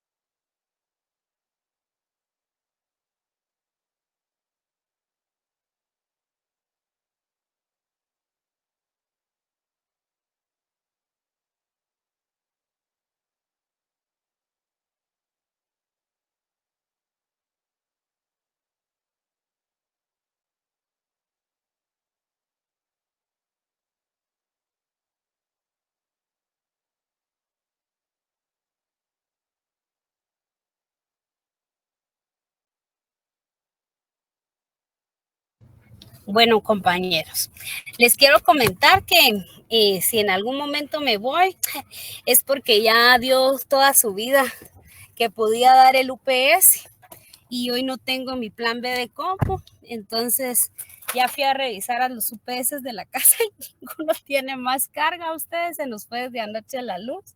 Entonces los apagamos para que yo pudiera dar mis clases de hoy y como les digo, la compu tiene supuestamente 100 de carga, porque ahorita fue que se me apagó el UPS, pero espero de verdad que me termine. Dice que tiene 2 horas, pero a veces esta engaña porque ya no es tan nueva la compu. Entonces dice que tiene 2 horas y cuando sentimos me da media, ¿va? Entonces, como estamos conectados con la red y todo, yo de verdad espero que me logre terminar ustedes y si no, pues me van a disculpar, pero soy pobre y vivo en una comunidad y se me va la luz de forma recurrente. Entonces, quería comentarles y compartirles, ¿verdad? Entonces, continuamos. Vemos entonces cómo hay diferentes tipos de alianzas monopolistas, ¿verdad? Vemos los carteles, los sindicatos, los trusts, los consorcios. Cada uno tiene características singulares muy particulares, no están íntimamente ligadas, pero son importantes.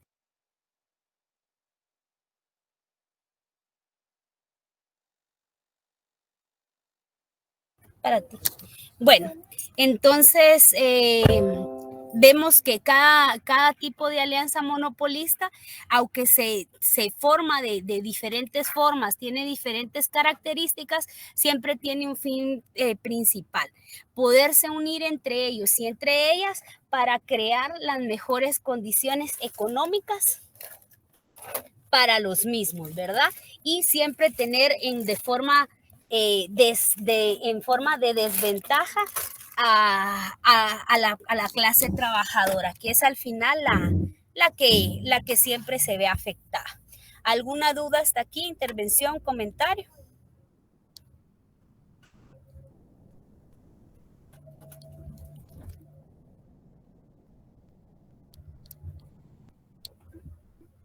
El dedito.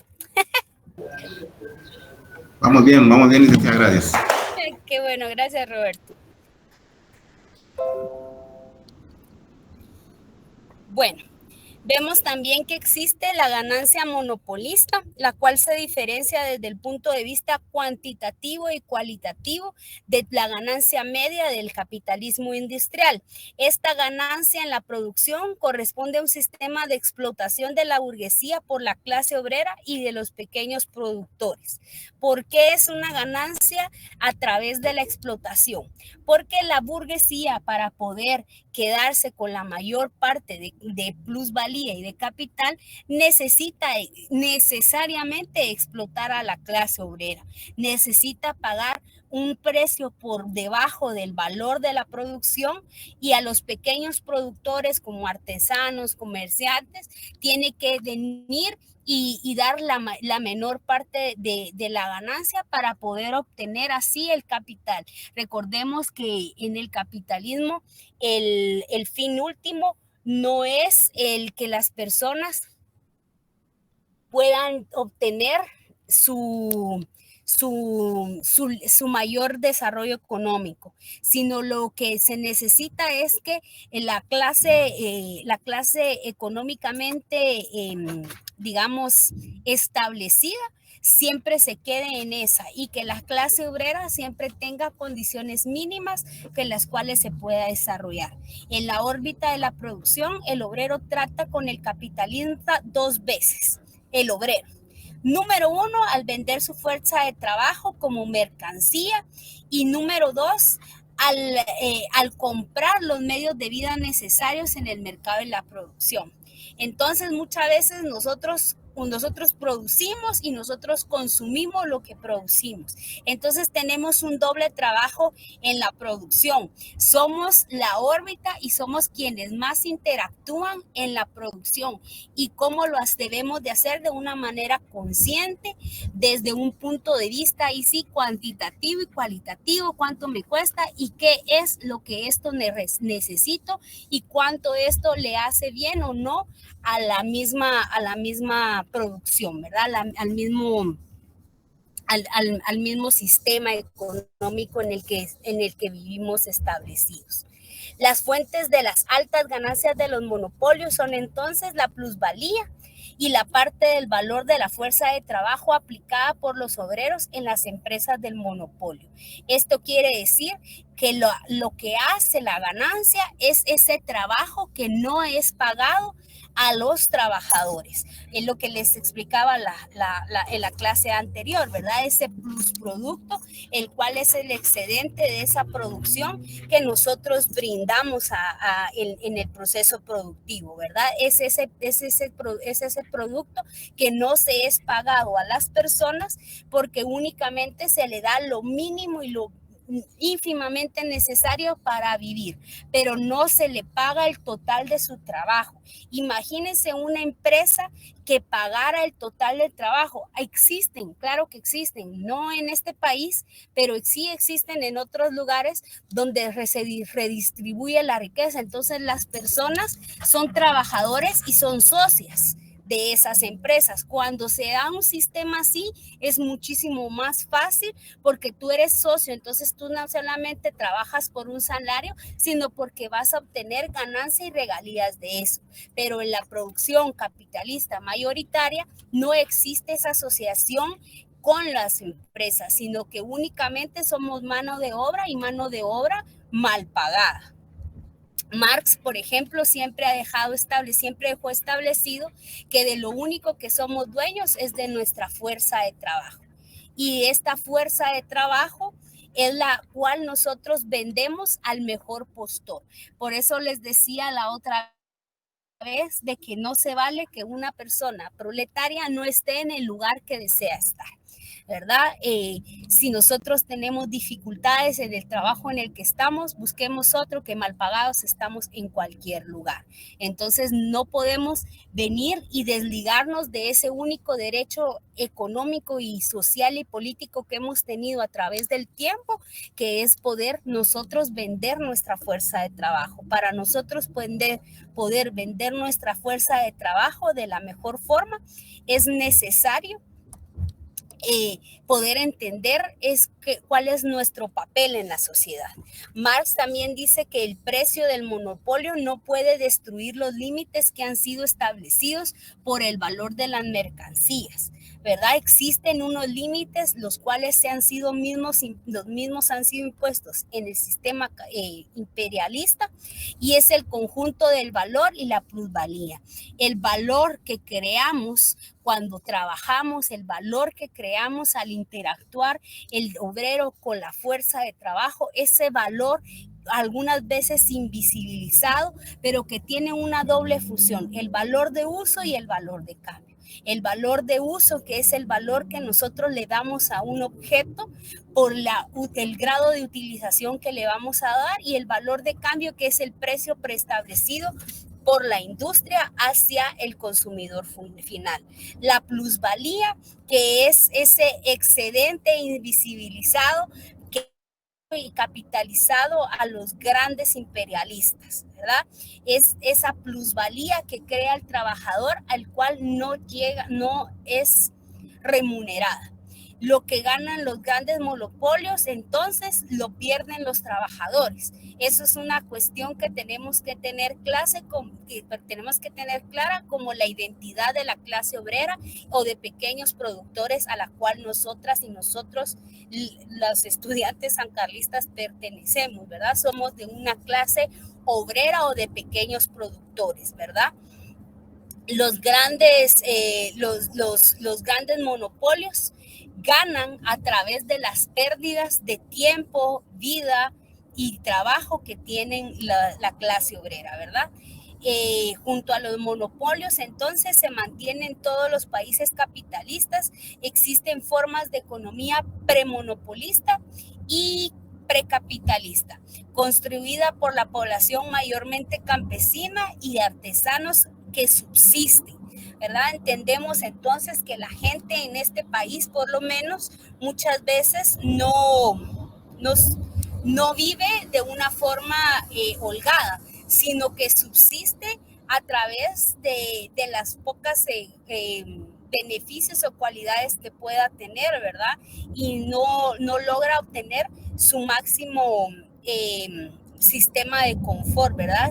Satisfacer toda su pirámide de necesidades, las cuales nos llevan desde las fisiológicas hasta las recreativas y de seguridad, ¿verdad? Parte de ello es una muy importante, por ejemplo, en el país de Guatemala, es que anteriormente las personas buscaban para la vivienda casas en colonias, Raramente alguien quería una casa en una colonia privada porque se sabe que una colonia privada tiene muchas restricciones, las casas son pequeñas, ya son construidas de tal forma. Entonces todas estas características hace 30 años era algo que no era llamativo, ni siquiera existía. Pero luego, a raíz de esa necesidad de seguridad, hoy en día muchas personas han dejado, hasta por ejemplo, yo viví algún tiempo en el área de Villahermosa, y ahora que vivo en otra parte y que me ha tocado que agarrar carrera por camino por ahí, para mí fue un tanto asombroso porque yo ni reconocía la colonia, ustedes, que ahora tiene portones casi que en cada cuadro, en todo lo que es el sector 9 y sector 11. Por lo menos que es ahí donde pasaba en el carro, así es. Y eso anteriormente no existía, pero ahora tenemos esas necesidades de seguridad que obviamente quien puede pagarla la va a pagar, ¿verdad? Porque eso al final es una cuestión de si tengo para pagar esto, lo pago. Si tengo para una mejor educación, la pago. Si tengo para, si tengo para, lo hago, ¿verdad? Entonces, vemos cómo esas necesidades precapitalistas han sido también conducidas a través de esa subsistencia, ¿verdad? Esa subsistencia por tener la concentración de la producción y la capital en manos de unas personas, ¿verdad? Hoy también nos damos cuenta que las empresas de seguridad, la mayor parte, ¿verdad? Entonces ellos están en el gobierno y ellos nos venden la seguridad, ¿verdad? Entonces es como realmente, como decía, creo que era Silvia, ¿verdad? A veces no entiendo o Georgina, no me acuerdo, que era si realmente nosotros elegimos, ¿verdad? Yo tampoco a veces entiendo. Yo creo que eso fue la clase pasada, estoy confundiendo de participación, disculpe. Pero decía una compañera, no sabía si nosotros realmente elegimos. Y eso nos pasa, a veces nosotros elegimos a quien nos está diciendo que elijamos, ¿verdad? Y eso es parte de ese círculo económico para ellos. Vemos entonces que la competencia dentro de cada rama, la competencia del monopolio se manifiesta como una lucha dentro de los monopolios por obtener la mayor parte de la producción. Al obtener la mayor parte de la producción, el segundo plano es obtener la mayor tajada de la venta y de las ganancias, esas ganancias económicas, las cuales se manifiestan y permiten que se tenga una mayor accesibilidad. Una de las formas de la competencia del imperialismo es de los monopolios intercambiables y competencia de sustitutos, ¿verdad? Entre esas podemos entender o mencionar, ¿verdad? Cómo se van cambiando entre ellas, entre una y otra, ¿verdad? Por ejemplo, que hablábamos de la cerveza, entre la Gallo y la Ice, ¿verdad? Al final lo que hace estas son productos de consumo sustitutos, ¿verdad? No hago esto y hago lo otro, porque lo que se necesita siempre es poder obtener y dominar el total del monopolio, ¿verdad? Ese es el fin principal del imperialismo. Se acelera también el empobrecimiento de las amplias masas de campesinos, artesanos, y se empeora la situación de los empleados intelectuales, la dificultad de la burguesía y la pequeña y la mediana. ¿Por qué? Este empobrecimiento es generalizado porque lo que se necesita es mano de obra barata, ¿verdad? Si sabemos, por ejemplo, con la situación de los intelectuales, anteriormente, pues cuando yo estaba muy pequeña, se sabía que las personas que se graduaban de la universidad tenían otro nivel de vida. Eso era lo normal, lo que nosotros entendíamos, pero actualmente no es así. Las personas hoy en día se gradúan de la universidad y a lo más que pueden esperar es a mejorar sus condiciones de vida, en verdad, pero no logran eliminar o erradicar para nada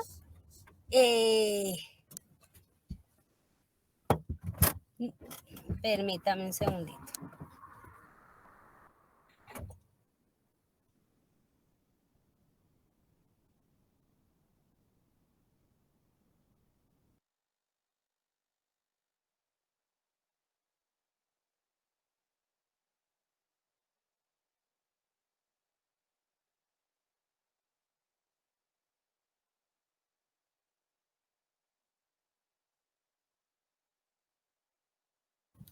Entonces, también vemos cómo la política interior y exterior de los países burgueses viene determinada por los intereses particulares de estos grandes monopolios.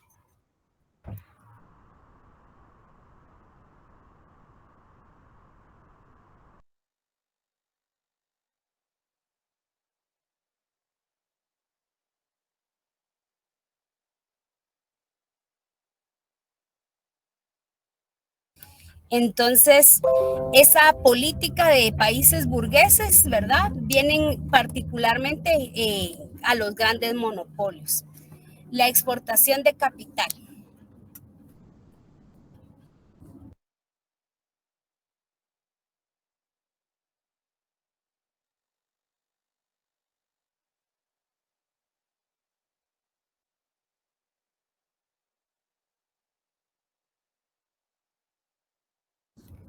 Bueno, la exportación de capital. Lo característico del capitalismo nuevo es la misma capital. Marx lo denomina como exal. Si el capital se enviaba al extranjero es por... ¿Sí? Se le está trabando un poco el audio, no sé si solo soy yo. ¿Sí, Warner? Sí, se está trabando un poco el audio.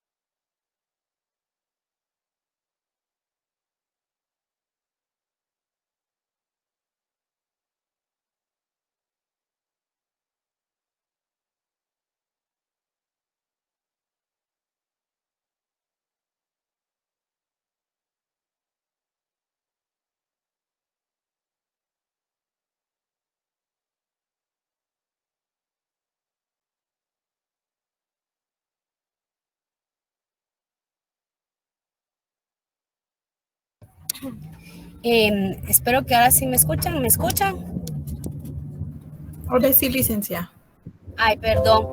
La exportación del capital, dice, lo característico del capitalismo, lo nuevo es la exportación del capital. Marx lo denomina como excedente de capital, porque forma parte de este proceso de la exportación de capital y es el capital que se enviaba al extranjero, es porque el extranjero podría ser utilizado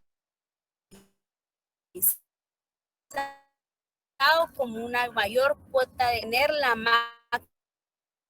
sin formas esenciales. Una es el capital que prestamos y el otro es capital productivo o inversiones directas.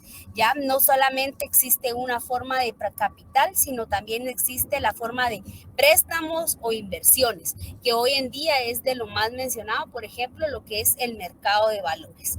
La exportación de capitales incrementa la riqueza de los monopolios de los países exportadores y consolida sus posiciones en los mercados.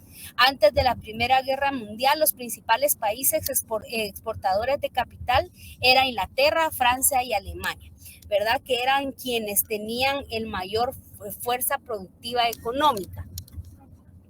La División Internacional del Trabajo fueron creadas por el imperialismo, lo cual adquirió formas monstruosas.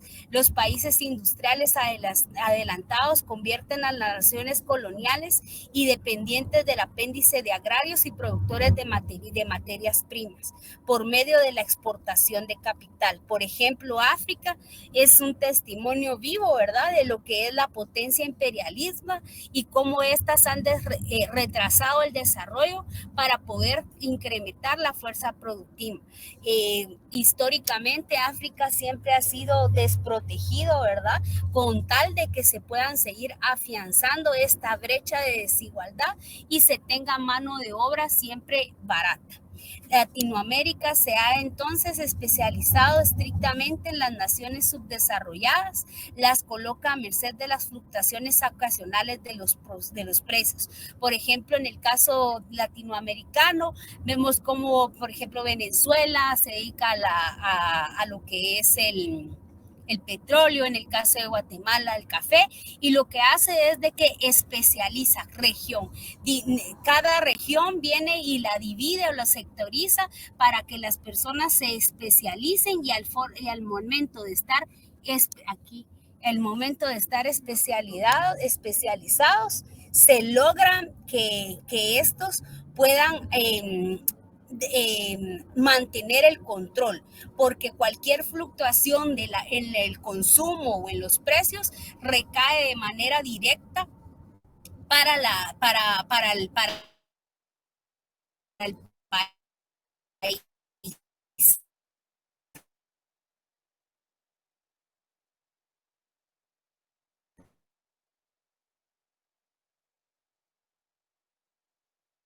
Colonias del comercio capitalistas, como las colonias, las naciones independientes, es el cambio no equivalente. Marx es el país favorecido que obtiene el intercambio de una cantidad mayor de trabajo a la que entrega. Aunque la diferencia se embolse en una determinada clase, quien crea la mayor parte del excedente del capital es el trabajador directo a través de su actividad de trabajo. En ese momento es que las personas entran al intercambio de capital y es el trabajo el que genera el capital. El capital por sí mismo no genera más capital ni crea plusvalía, sino únicamente al ser tocado directamente con la producción. O sea que si no existe un trabajador, no existe una producción. Luego vemos el reparto del territorio del mundo. Los imperialistas ocupaban territorios para utilizarlos como bases militares. Lo que sigue pasando hasta nuestros días, ¿verdad? Vemos como, por ejemplo, países tan pequeños como Guatemala entran a un juego político mucho más grande, sirviéndole a países extranjeros como Estados Unidos. ¿Cuántos compatriotas nuestros han muerto en el Congo, por ejemplo, cuando son cosas que ni siquiera nosotros nos atraviesan o nos deberían de atravesar, ¿verdad? Pero al ser estos países dependientes, somos más bien una extensión a la base militar de esta grande gente. En las colonias y los países dependientes adquieren una enorme importancia militar y estratégica. Es la fuerza militar, ¿verdad? Porque son ellos los que adquieren esa importancia en estos países dependientes o bien colonias, ¿verdad? Porque son todavía con tintes coloniales. También un aumento en las deudas de los países subdesarrollados por créditos en condiciones desventajosas, porque los presidentes, con tal de ahora sí que enriquecerse de forma ilícita, aceptan o hacen préstamos en condiciones desventajosas para el país, y lo cual solamente crea la carga tributaria y aumenta la carga tributaria para la misma población, ¿verdad?